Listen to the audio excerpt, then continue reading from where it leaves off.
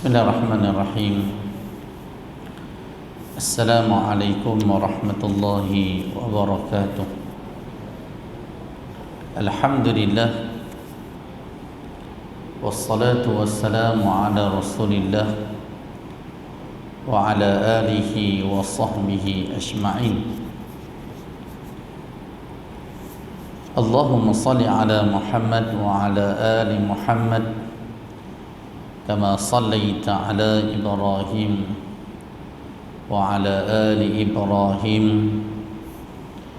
وبارك على محمد وعلى آل محمد كما باركت على إبراهيم وعلى آل إبراهيم في العالمين إنك حميد مجيد. أما بعد. Yang berbahagia di jawatan kuasa masjid, pegawai masjid, tuan-tuan perempuan muslimin muslimat yang dirahmati Allah sekalian, alhamdulillah, bersyukur kita kepada Allah Subhanahu wa taala kerana dapat bersama pada malam ni dalam kuliah maghrib 2 minggu sekali ataupun sebulan 2 kali, minggu yang kedua dan minggu yang keempat. Dan sebagaimana kuliah kita yang lalu, kita membaca kitab Mukhtasar Ibnu Abi Jamrah, suatu kitab yang menghimpunkan hadis-hadis yang direkodkan oleh Al-Imam Al-Bukhari.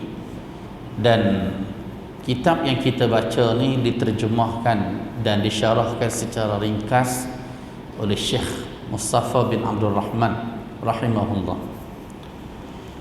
Kita berada pada hadis yang ke-25, harus sembahyang di atas sampan. Qala al-muallif rahimahullah wa nafa'ana bi ulumihi fid darain amin. An Jabir ibni Abdullah wa Abi Sa'id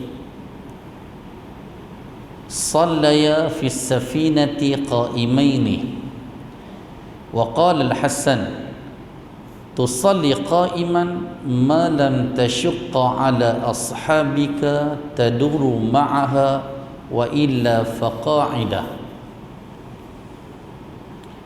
Hadis daripada Jabir bin Abdullah dan Abu Sa'id radhiyallahu anhuma, keduanya bersembahyang di dalam sampan dengan berdiri. Dan berkata Al-Hasan, engkau bersembahyang berdiri selama tiada engkau menyusah kepada sahabat-sahabat engkau. Engkau berpusinglah bersertanya, dan kalau tidak maka bersembahyanglah duduk. Apa makna hadis ni? Secara terjemahan kita dah boleh faham sedikit, walaupun terjemahan ni sebagaimana saya sebut sebelum ni, tahun 60-an yang lalu, hampir 60 tahun dah terjemahan ni, macam kitab-kitab kuning pondok lah. Hadis ni menceritakan tentang 2 orang sahabat yang bernama Jabir bin Abdullah dan Abu Sa'id Al-Khudri, yang mana menceritakan sallaya fi safinah, mereka salat di atas sampan. Perkataan as-safinah kadang-kadang merujuk kepada kapal besar dan kadang-kadang merujuk pada kapal kecil, kan cara guna tu, kan. Qaimaini, dalam keadaan berdiri. Kita boleh bayangkanlah kalau perahu kita ataupun sampan kita mungkin berbezalah dengan kapal besar, kan. Dan kita yakin hadis ini lebih kepada perahu kecil, kan, ataupun sampan kecil, yang mana kalau siapa sembahyang berdiri, dia boleh menyebabkan sampan tu bergeraklah. Kalaulah bot besar, kapal besar, kena cruise ke, kan, tak terkesan lah dengan air laut tu, kan, tak terkesan dengan air sungai. Okey, lalu Al-Hasan Bila sebut Al-Hasan maksudnya Hasan Basri. Hasan Basri ni rahimahullah, dia bukan seorang sahabat, dia tabi'in, tetapi dia alim besar. Dan Jabir dan Abu Sa'id ni sahabat. Kan kita kata kalau nak kira alim tu, Jabir dengan Abu Sa'id lah belajar dengan Nabi. Kan?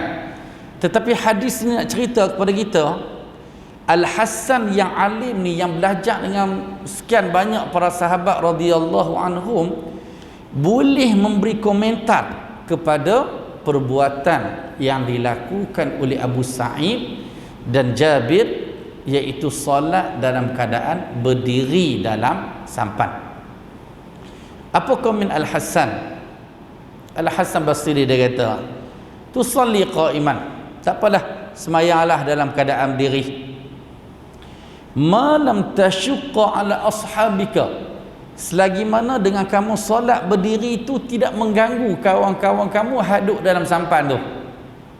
Kan bila berdiri kan dia jadi macam sampan terhoyong hayang, menyebabkan orang sekeliling tu mungkin kalau berdiri mungkin akan jatuh ke, ataupun orang yang duduk boleh jadi mabuk ke. Kan siapa nak sampan dia boleh rasalah, kan. Taduru ma'ha, maksudnya bila berdiri menyebabkan tak seimbang sampan tu, jadi boleh menyusahkan kawan-kawan yang berada dalam sampan tersebut. Wa illa faqa'idah, melainkan jika menyusahkan. Al-Hasan Basri nak kata macam inilah, tak apa, semayanglah berdiri selagi mana tak menyusahkan kawan-kawan lain. Tetapi kalaulah dengan berdiri tu terhoyong hayang, kawan lain pun jadi mabuk habis, faqa'idah, maka hendaklah solat dalam keadaan duduk. Ada apa kesimpulan dalam hadis ni? Hadis ni menggambarkan kepada kita keberkatan ilmu. Kadang-kadang anak murid belajar dengan tok guru, anak murid lebih alim daripada tok guru, tak pelik, kan? Sebab itulah Nabi membayangkan ketika Hajjatul Wada', bila Nabi sampaikan khutbah yang terakhir, khutbatul Hajjatul Wada'. Kadang-kadang kat masjid kita ada sebahagian masjid dia pembuat jadi buah dalam frame tu, khutbah yang terakhir. Dia banyaklah versi, dia banyak riwayat, dan kita pun pernah dekat perli ni khutbah Jumaat, kita ambil semua khutbah yang terakhir Nabi SAW, jadikan sebagai satu teks khutbah Jumaat. Jadi selepas Nabi sebut pesanan tazkirah ketika khutbah yang terakhir itu, lalu Nabi kata, Allahumma baligh, ya Allah, aku telah sampaikan kepada umatku. Aku telah sampaikan kepada umatku. Allahumma baligh, ya Allah, aku telah sampaikan kepada umatku. Tak ada apalah benda hak Nabi nak simpan. Habis dah, agama ni dah sempurna dah. Sebelum baginda wafat, kira ayat terakhir Nabi tu seolah mengisyaratkan Nabi tak lama dah, kan? Abu Bakar bila dengar Nabi khutbah yang terakhir, Abu Bakar faham dah, Abu Bakar dah sedih dah, kan? Dalam tempoh 2 bulan setengah lepas tu baginda wafat. Kira khutbah hajah tu kita kata pada 9 Zulhijjah, lepas tu Muharram, Safar, 12 Rabiul Awal baginda wafat. Dalam 2 bulan setengah, kan, kat 3 bulan macam tu lah lebih kurang. Jadi dalam hadis tu Nabi sebutnya, Nabi kata kepada sahabat, sampaikan hak mana yang tak mai, sampaikan, kan? Sebab hak mai ketika Hajjatul Wada' tu dianggarkan 100,000 lebih, jadi ramai lagi yang tak mai, kan? Ramai lagi yang tak mai. Jadi Nabi suruh hak mana mai dalam Hajjatul Wada' tu supaya sampaikan kepada hak mana yang tak mai. Dan Nabi kata, orang yang dengar mungkin lebih alim daripada orang yang menyampaikan, kan? Kadang-kadang macam itulah keadaan Kita ni kadang Tuhan bagi kelebihan kat kita. Ada ilmu mudah faham. Kan? Ada ilmu balok liat juga kita. Kan? Ada setengah orang kalau sains bahasa Inggeris, masya-Allah mudah dia. Mai kod matematik, deh. Pecahan dia duk pening lagi. Kan? Kita kata isteri bila suami mati ada anak dapat 1/8. Kalau tak ada anak dapat 1/4. Yang dia duk pening. Dia kata pelik ustaz, sebab apa dapat bila ada anak dapat 1/8? Hak tu lebih banyak daripada 1/4. Dia pening tu. Dia duk rasa 1/8 sebab 8 kan. 1/8 lebih banyak daripada 1/4. Dia tak faham. Kena beli kek dululah kat dia. Beli kek potong 4 kali tu orang kata ni. Seorang 4 ni dengan hak 8, hak mana lebih banyak? Baru dia faham kat situ. Jadi hadis ini menggambarkan Al-Hasan Basri walaupun dia tak sempat bertemu dengan Nabi SAW, tetapi diakui dan ahli sunnah wal jamaah dia antara yang hebat. Banyak fatwa-fatwa dia berkaitan dengan hukum hakam dalam bab fiqh, bab hadis, hebat dia masya-Allah. Kan berkat ilmu dia. Sebab apa? Satu, sebab dia belajar dengan sahabat-sahabat Nabi yang belajar dengan Nabi. Ada keberkatan ilmu di situ. Macam itulah kita, mudah-mudahan kita ada keberkatan. Kena selalulah doa untuk kita ni. Kan Rabbi syrah li sadri wa yassir li amri wahlul 'uqdatam min lisani yafqahu qawli. Ya. Tu doa Nabi ajak Nabi Musa dan Nabi Harun ketika nak berjumpa dengan Firaun. Kan? Supaya kemah lidah kita, mudah faham, mudah urusan kita.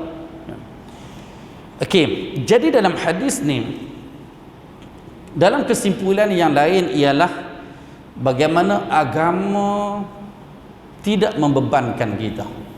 Sebab tu pada kuliah yang awal, ketika awal kita baca kitab dulu, Nabi kata ad-dinu yusr. Agama ni mudah, Nabi kata. Agama mudah. Wala yushaddad din ahadun illa ghalabah. Nabi kata siapa-siapa yang menyusahkan agama, dia akan susah. Agama ni sifat dia mudah. Dia hak payah tu jika orang tak ikut Quran Sunnah. Orang kalau ikut cara Nabi buat, dia akan mudah. Kita lepas semayang, kadang-kadang kalau nak hak susah tu, siapa nak kena zikir sampai 1000 kali, lepas tu hak ni 1000 kali, nak boleh balik rumah bila? Nabi ajak kita lepas semayang istighfar 3 kali ya. Allahumma antas salam, baca ayat kursi, baca 3 qul, tasbih 33 kali, tahmid 33 kali, takbir 33 kali. Doa-doa Nabi semua pendek-pendek belaka lepas solat. Kan? Jadi kita boleh tengok, pendek je. Nak kira zikir hak lepas solat lebih pendek daripada semayang. Kita pergi setengah tempat semayang qul huwallah dengan inna ataini, turun hak lepas semayang tu berzikir pas setengah jam. Padahal hak afdalnya permintaan kita, doa kita, tasbih kita hak dalam solat lebih baik daripada 2 solat.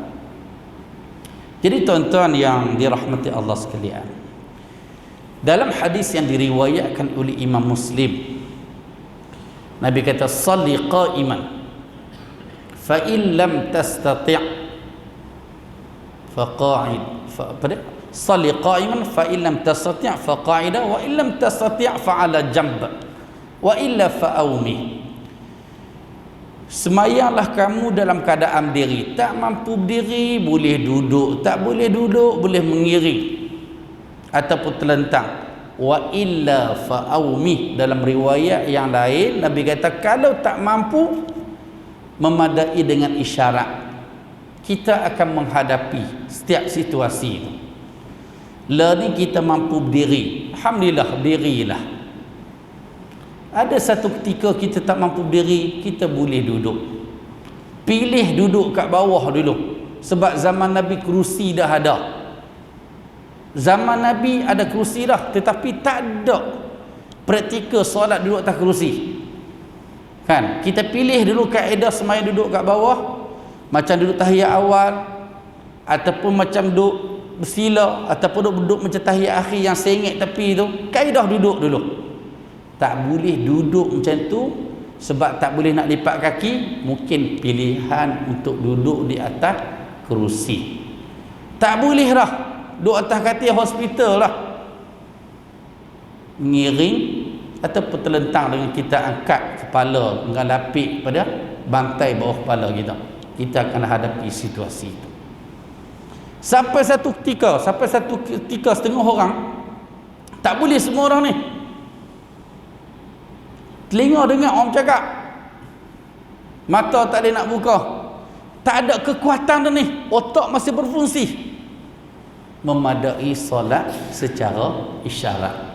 Sebab itulah bila kita pergi ke hospital tengok orang yang sedang koma, bila kita sampai waktu zuhur, kena habaq kepada orang yang kita ziarah tu. Kita kata, mat, zuhur masuk dah, bolehlah anak solat. Kan?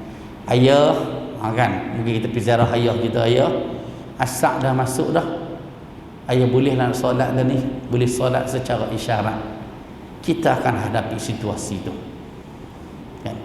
Kadang-kadang setengah orang masih dalam bius ni, kan, mata tak ada nak buka sebab dia bagi tidur, telinga dengar, kan. Jadi orang pergi ziarah ada mengata kat dia dengar, kan. Sebab tu saya ingat dulu pada ada seorang mak, dia koma kat 3 bulan, terjatuh. Sepanjang dia koma tu, mungkin dia koma tu sebab bila dia terjatuh, ada saraf dekat otak ni rosak. Jadi saraf itu menyebabkan mata dia tak boleh buka, telinga elok, saraf telinga apa semua elok.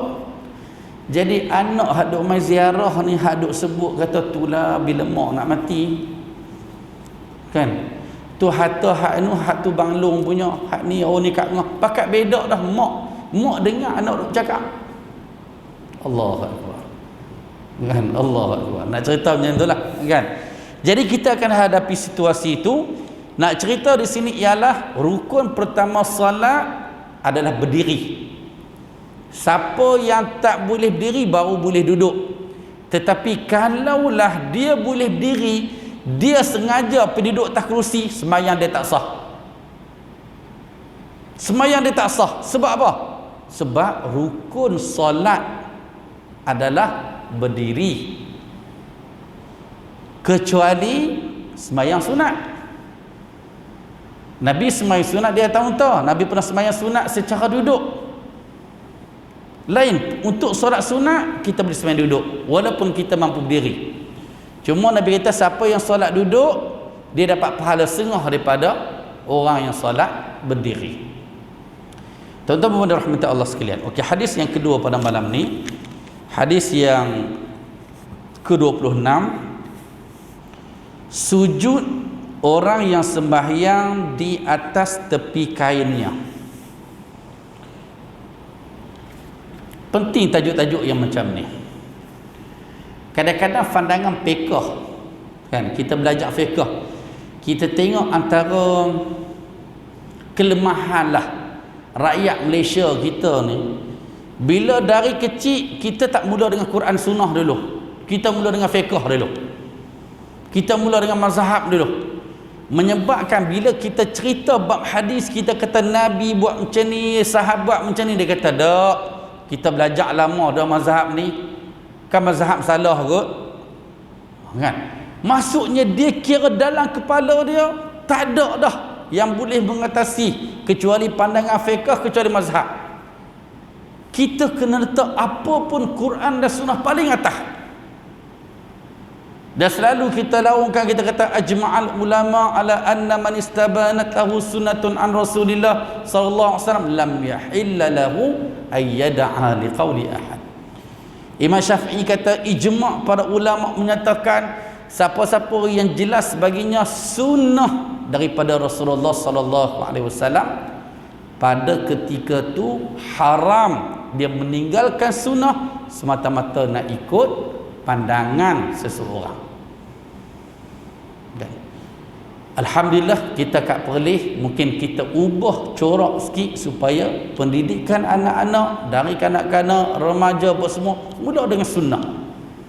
Kita terapkan melalui SAPPS, Sekolah Agama Petang Perlis, walaupun tak semua sekolah ada lagi. Kita terapkan supaya anak-anak kita ni belajar sunnah. Makan macam mana cara makan, minum macam mana, solat, cara akhlaknya, cara berinteraksinya. Contoh siapa? Contoh Nabi SAW. Selamat hidup kita, kan? Saya yakin pengarang kitab kita ni dia letak sujud orang yang, sebab ada pandangan fiqh, orang yang pakai serban ataupun orang yang pakai telekung, kan, bila dia sujud dahi tak boleh kena kain hak sekali dengan dia. Contohnya bila dia sujud, kain serban jatuh depan dia, sujud kena atas kain serban, sembahyang tak sah. Siapa yang telekung, kan, sujud ni tangan tu kena sentuh di atas tempat atas sejadah, tiba-tiba dia pergi letak tangan dia atas telekung, tak sah sujud dia. Tu dia dahsyat sungguh pandangan tu, dahsyat sungguh pandangan tu. Hadis ini cuba kita tengok, ini menjawab kepada persoalan tu. An Anas bin Malik radhiyallahu an qala kunna nusalli ma'an nabi sallallahu alaihi wasallam fayadha'u ahaduna tarfa ath-thawbi min shiddatil har fi makan sujud. Daripada Anas bin Malik radhiyallahu an berkata, adalah kami sembahyang serta Nabi sallallahu alaihi wasallam, kemudian meletakkan oleh seorang kami akan hujung kain kerana bersangatan panas pada tempat sujudnya. Okey, hadis ini nak cerita, nak cerita kami zaman Nabi, sebab di Mekah ni ataupun di Madinah musim sejuk bersangatan sejuk. Kalau musim panas, Allahu Akbar, musim panas, musim sejuk, cara musim sejuk, kan, bila kita nak kencing, nak basuh, Allahu Akbar sejuknya ya, kan. Masa tu kita nak ayat suam pula. Bila mai musim panas, nak ayat sejuk pula. Manusia sentiasa tak cukup, kan. Kena musim panas, Allahu Akbar. Bila nak dia, kalau setakat ambil uduk tu okey lagi, nak basuh kencing ni, kan, kena ayat panas, hai satgi melecok satgi, kan, dah lah hak tu hak sayang sekali dah tu, kan, melecok kat situ tak pasal, kan, panas sungguh, panas sungguh. Jadi termasuklah tempat solat kita. Kalau kita pergi Masjidil Haram, Masjid Nabi, okey, tak apa, dalam tu ada aircon. Tetapi Masjid Nabi, belah bahagian belakang masjid itu, bahagian luar, dia ada makmar, batu makmar yang warna putih sejuk. Kalau warna hitam, musim panas, sangat panas. Saya pernah kena sekali dulu. Sekali tu kami tolak dari masjid, daripada universiti, bah tu agak lewat sikit, sampai kat masjid lewat sikit, jadi tak boleh masuk dalam masjid, kami sembahyang kat bahagian belakang. Kita pelik juga, awak lah geng-geng Arab ni semua tak mau duduk dekat atas batu mamar yang hak hitam tu, semua pakai hak putih belakang. Kita tak tahu, sembahyang sujud yang pertama tu, Allahu Akbar, rasa macam day ni kan, macam kulit melekat atas batu tu. Lepas tu pula dia sujud yang pertama, kalau kita bayang dekat Masjid Nabi Masjid Haram, sujud pertama lebih lama daripada sujud yang terakhir, kan. Sebab tu sembahyang gerhana ke sembahyang biasanya rakaat pertama lebih panjang daripada rakaat yang kedua, ketiga dan keempat. Itu sunnahnya. Sebab kadang-kadang ada yang panjangkan pada rakaat terakhir, termasuk sujud yang terakhir, kan. Cuba kita tengok Fatihah surah yang rakaat pertama lebih panjang ke surah rakaat kedua? Rakaat pertama, kan. Okey, jadi bila sujud yang pertama tu Allahu Akbar, jadi bila sujud yang kedua cabut kepiah, kan, cabut kepiah, lapik letak kat depan, sujud di atas kepiah. Kan hak yang betih apa semua tak apalah, kan tahanlah sebab jubah tebal juga. Jadi nak cerita di sini bagaimana Anas cerita kami ni bila solat sama dengan Nabi dengan min syiddatil har, pada ketika tu bersangatan panas. Jadi fayadau ahaduna tarfas thawb, lalu kami ambil hujung kain. Sini ada pelbagai tafsiran dalam kalangan ulama hadis. Ada ulama hadis kata kain ni kain hak yang dia pakai, maksudnya bila dia sujud tu mungkin dia ambil kain hak dekat serban dia lapik, ataupun hak dekat baju dia, kan dia sebagai pandangan kata hak ni ambil daripada kain hak dia bawa berasingan. Wallahu alam. Cuma zahir hadis ni bila sebut tarfi thawbi, iaitu merujuk kepada kain yang ada di pakaian dia. Dia nak lapik untuk letak tempat sujud tu supaya tak sujud di atas pasir yang panas. Dulu mana ada sejadah, mana ada macam kita sekarang ni ada dengan kapet apa semua, kan zaman pada ketika tu ke semayang di atas tanah, kan sebagaimana hadis riwayat Al-Bukhari, sahabat cerita bila kami tengok Nabi sujud atas tanah, habis semayang masih ada kesan tanah dan air dekat dahi Nabi. Hak tu nak kata hujah. Kata Nabi lepas semayang Nabi tak sapu muka tu. Hadis riwayat Al-Bukhari itulah menyatakan sahabat tengok Nabi sendiri, kalaulah Nabi sapu muka tentu tak ada kesan tanah dekat dahi dia. Nak cerita sapu muka tu sebenarnya ada dalil, tetapi mai daripada hadis yang dhaif. Hadis yang dhaif, walaupun ada ulama mengkiaskan sapu muka ni dengan doa, kan ada dikatakan doa ni secara adabnya sapu muka bila selesai doa. Adalah dalil tu, tapi tak kuatlah. Jadi termasuklah solat yang kuatnya hadis riwayat Bukhari, lepas solat tak ada sunat yang sapu muka. Sebab tu dalam mazhab Syafi'i kalau kita belajar tuan-tuan sekalian, carilah dari rukun, sunat ab'ad, sunat hayat, tak ada satu pun sebut tentang sunnah ataupun sunat sapu muka selepas solat. Carilah buku kafar anak sekolah ke, sekolah menengah ke, kitab Melayu lama ke, tak ada masuk dalam sunat tu. Mungkin itu mungkin tradisi orang tua kita dululah, wallahu a'lam. Okey. Jadi di sini hadis ini menggambarkan kepada kita tentang diharuskan sujud dengan berlapik daripada kain, dan dia tidak membatalkan solat. Orang perempuan tak perlulah sampai nak kena angkat tangan dulu, sebab kadang kita perasan kadang ada makcik-makcik kadang bila dia sujud tu dia angkat dulu. Dia nak angkat telekung dia angkat telekung dia sebab nak bagi letak tangan di atas sejadah tu. Sebab dia dengar ada ustaz-ustaz kata tak sah siapa yang sujud tangan letak di atas telekung. Kita kata macam inilah. Rukun sujud ada berapa? Ada 7. 7 tu pada dahi dan hidung yang pertama. Yang kedua, 2 tapak tangan. Yang ketiga, lutut, 2 lutut. Situ kira 4 dan 5. 6 dan 7 kaki. Hujung jari kaki yang dipacak. Kadang ada yang sujud, kadang dia meleweh jari ke belakang. Hak tu tak boleh. Dia mesti kena pacak jari kaki tu. Campur semua sekali 7. Yang wajib sentuh dengan tempat sujud dahi dengan hidung saja. Tangan tak wajib. Kalaulah makcik-makcik nak kena pada angkat telekung dulu nak bagi sentuh tapak tangan dekat atas sujud, ada orang lelaki yang pakai stoket, pakai apa dah? Pakai sarung tangan. Macam mana? Musim sejuk orang Arab pakai sarung tangan. Sejuk tak tahan.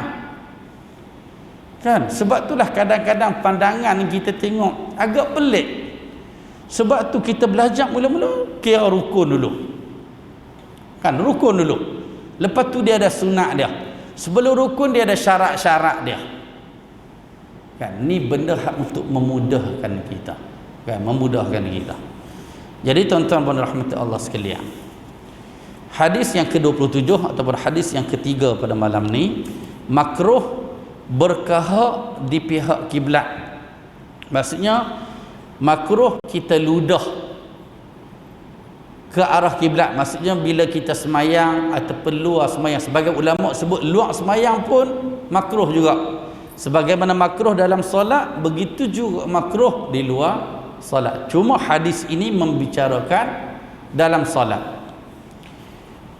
Qala al-mu'allif rahimahullah an Anas bin Malik radhiyallahu an anna an-nabiy sallallahu alaihi wasallam ra'a nukhamah fil qiblah fahakkaha biyadihi wa ru'iya minhu karahiyatun aw ru'iya karahiyatu lidzalik wa shiddatuhu alaihi wa qala inna ahadakum idza qama yusalli qa'iman yunaji rabbah aw rabbuhu bainahu wa baina qiblah fala yabzuqanna fi qiblatihi walakin an yasarihi aw tahta qadamihi thumma akhadha tarafa ridaihi fabazzaqa fihi wa radda ba'dahu ala ba'd wa qala aw yaf'alu hakadha. Apa makna hadis ni? Okey, kita tengok terjemahan dulu. Daripada Anas bin Malik radhiyallahu an bahawa Nabi sallallahu alaihi wasallam telah melihat kahak pada kiblat lalu dia menyental dengan tangannya, dan dilihat daripadanya tanda kebencian ataupun dilihat daripadanya kebenciannya bagi yang demikian itu dan marahnya. Dan dia berkata bahwasanya seorang kamu apabila dia bangun bersembahyang maka dia bermunajat kepada Tuhannya atau Tuhannya di antaranya dan di antara kiblat, maka janganlah dia berludah pada kiblatnya tetapi sebelah kirinya atau di bawah kakinya. Kemudian ia mengambil akan tepi kainnya, maka diludahkan padanya dan ia balik-balikkan setengahnya ke atas setengahnya. Dan Nabi bersabda atau ia membuat begini. Okey, apa maksud hadis ni? Hadis ni pasal larangan ludah depan, tetapi hadis ini boleh ludah dalam solat. Cuma kita tak boleh bayangkan nak ludah suasana macam ni lah. Kita kena bayangkan kita solat dekat atas padang pasir, kan? Adakah hak kita nak keluar gelemar ke nak keluar, kita nak baca sangkut ataupun tadi kita tak ada nak bergigi tadi, kita buka puasa tadi, ada kesan makanan pun masa sembahyang maghrib dia terkeluar daripada celah gigi tu. Tu dia duk rasa pula, kan, dengan rasa manis kurma hak tadi pun ada sikit lagi, kita tak selesa nak baca, nak telan batai pula, kan, nak tahan udah dalam mulut penuh, siapa nak baca penuh dah tahan elok ni, kan. Walaupun ada pandangan ulama fiqh menyatakan hak saki baki makanan dalam mulut ni kalau tertelan dimaafkan. Cuma isu sekarang ni dimaafkan jika tak sengaja. Ni hak sengaja ni, kan. Kita makan kambing hak semalam duduk dekat celah gigi, tiba-tiba malam ni terkeluar pula. Macam mana ni nak telan terbatai pula sekali, kan. Tak ada pilihan melainkan kita kena ludah. Nak ludah macam mana? Dalam hadis ni Nabi kata jangan ludah pada arah kiblat, tak boleh ludah depan. Jadi nak ludah macam mana? Yasarihi au tahta qadamih, ludah sebelah kiri ataupun ludah di bawah kaki. Kalau sebelah kiri ada kawan pula, mungkin Nabi maksudkan di sini sembahyang seorang, kan. Saya orang sebelah kata awak dia ludah pun aku ludah balik. Tu dia bergaduh pula, kan, pakat dakwah ludah pula, kan, pakat tarik gelemar belakang kan, pakat tarik belakang nak lawan sangat, kan. Ataupun di tapak kaki, maksudnya ludah lepas tu pijak, habislah takapek ni. Sebab tu saya kata tadi hadis ini membicarakan suasana zaman Nabi yang semayang di atas pasir. Bolehlah. Bila dia semai dia ludah kat bawah tu tak apa, dia tonyah tu habis kan. Okey, untuk kita ni kena bersesuaian dengan suasana kita lah, kan. Kita kena ada spare lah dalam poket kita, ada sapu tangan, ada tisu, kok benda terdesak. Kadang nak jadi ni juga, kadang kita mai dengan zaman kita pakai mask ni, kadang ada mask dia berbulu-bulu sikit dalam, dia duduk sentuh dalam hidung, nak bersin dah. Kadang bila bersin 2-3 kali dia keluar pula hingus, kita pun tak selesa, kan. Kadang nak kena lap ni, kan, hak keluar dari mulutnya nak kena lap dulu, kan. Jadi tisu kita tu boleh digunakan untuk lap ludah ataupun kahak apa semua, kan. Jadi itulah cara. Cuma Nabi larang di sini ialah jangan ludah arah kiblat. Jadi kita ludah arah kiri lah. Jadi ambil tisu. Dia macam ni. Kadang-kadang orang ni dia takut perbuatan dia, ustaz lagi banyak kali batal solat. Sebab tu setengah orang bila bunyi telefon dalam poket seluar dia atau poket baju dia, keluar lagu macam-macam ni. Kena lagu Siti Nurhaliza, lagu Cindai pula, kan. Cindailah mana tu dia duk menyanyi dah sembahyang. Kena imam pula suka lagu Siti pula, tu dia, kan, pakat duk joget masa sembahyang. Dia kata tu kalau aku tutup lagi, dia kira dah pegang 1, masuk poket 2, tekan batal, dia kata, kan. Dia kata 3 pergerakan batal. Dia macam ni lah benda keperluan untuk tutup telefon ni. Sebab tu dah sebelum sembahyang, benda yang utama lah ni, pikir mai masjid sebelum nak berebut sah pertama ni, kira nak kena scan dulu awal, kan. Ada mai sejahtera, scan dulu. Yang tak ada mai sejahtera nak scan, kena tulis nama, cek dulu suhu, kan. Itu benda mula, kan. Yang kedua apa dia, mas, sejadah apa semua, kena ada persiapan semua. Tisu pun kena ada juga, dan tisu pun kena ada juga. Jadi bila masuk masjid, kalau bersin pun nak buang kahak apa semua, jadi tisu tu kita boleh ambil, kita tutup. Jadi sebelum sembahyang pastikan telefon kita dah silent dah, kan. Dah silent. Kalaulah bunyi lagu ketika solat, kita tahu dah tangan kita ni tahu dah kat mana nak off tu, off je lah, tutup dah lagu tu, kan. Satu. Jadi begitu juga tisu yang kita nak guna untuk nak lap. Jadi kita ambil tisu dalam poket, baru satu perbuatan, kan. Jadi terus kita masuk lap ayat liak tu, boleh poket semula, kan. Baru 2 perbuatan. Dia yang batal dalam mazhab Syafi'i ni jika 3 perbuatan besar serentak. Mazhab ni tidak memperincikan cara pergerakan.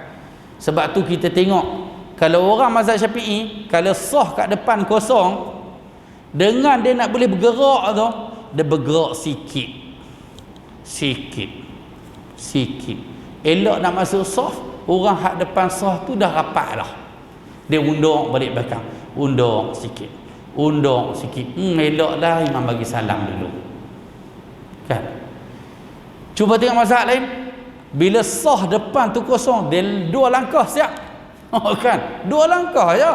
Langkah yang pertama, langkah yang kedua, ni orang lelaki lah. Kalau makcik langkahnya itu pelik lah sikit, dengan telekung tu, cabut telekung, kan. Maksudnya kira nak cerita masuk ke sah depan tu, dia jadi keperluan.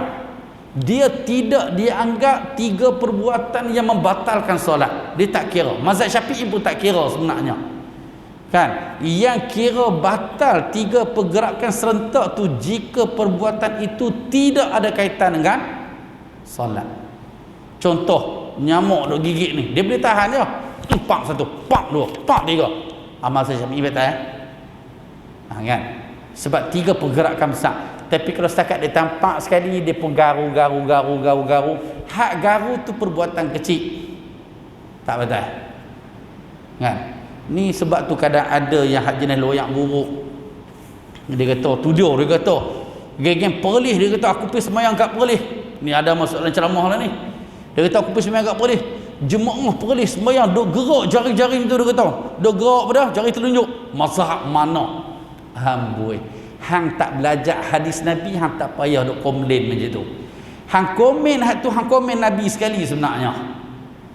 Yang menggerakkan jari itu adalah Nabi sendiri. Nabi sendiri. Sebab itulah kadang-kadang kita nak kritik dalam agama ni, kita berhati-hati. Sama ada kita dalam perlis kan luar perlis, kita berhati-hati. Jangan anggap semua benda kita tahu. Kan mungkin kita rasa pelik ni. Dulu saya rasa pelik juga, macam saya sebut sebelum ni, dalam kitab ni ada satu hadis yang Nabi pi musafir mana-mana, Nabi kan singgah sembahyang kat masjid sebelum Nabi balik rumah dia. Dulu pak menakan saya pergi tengok pak menakan balik haji.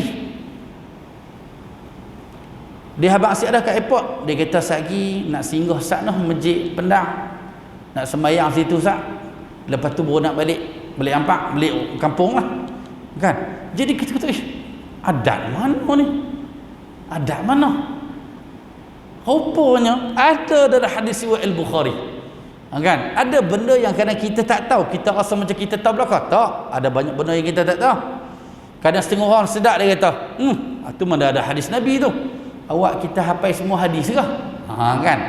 Kan? Jadi kita nak kena teliti juga, biar kita tanya dululah kan, dalam benda yang kita tak tahu, hak tu lebih kita selamat. Jadi hak kita tengok ada penceramah tu dia sebutnya, dia kata hak geng Perlis hak duk gerak jari tu, dia kata kesian kat depa, dah tak tahu ikut mazhab mana, semayang pun batal. Kalaulah menggerakkan jari itu bukan perbuatan ni jika bukan sunnah, jika kita kata dia duduk saja-saja, dia rasa seronok gerak jari ni, adakah perbuatan besar ni? Tak. Bukan perbuatan besar jari. Kan? Apatah lagi yang menggerakkan jari ni Nabi SAW.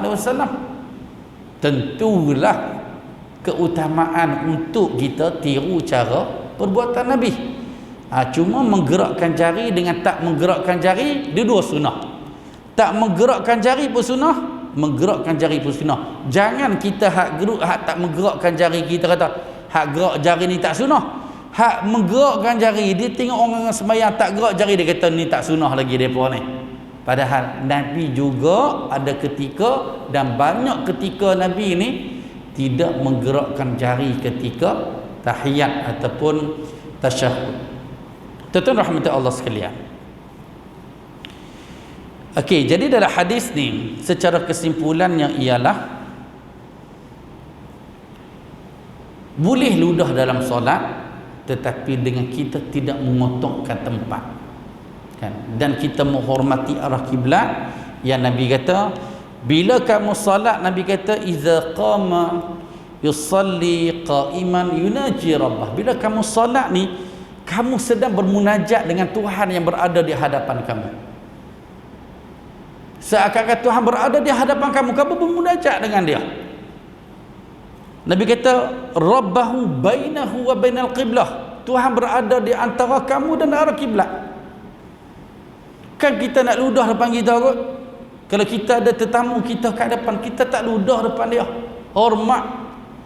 Kan?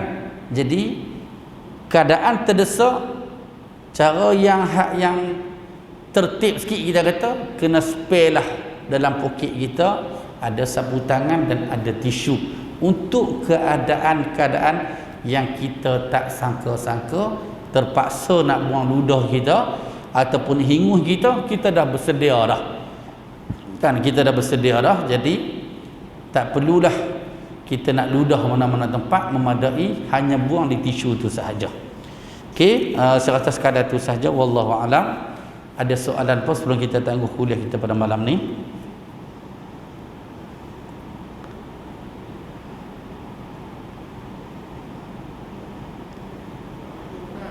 Assalamualaikum, sila.